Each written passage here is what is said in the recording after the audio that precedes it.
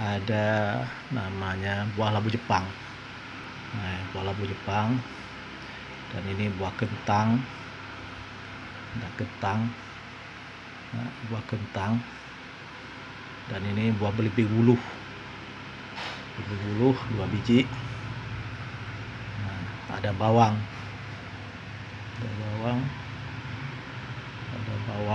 nah ini bawang, ada cabai hijau.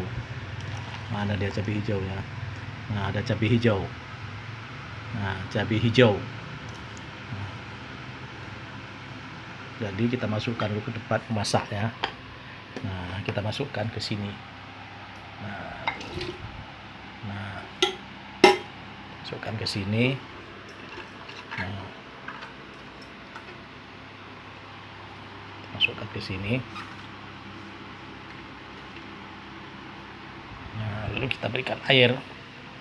Nah, berikan air. Nah,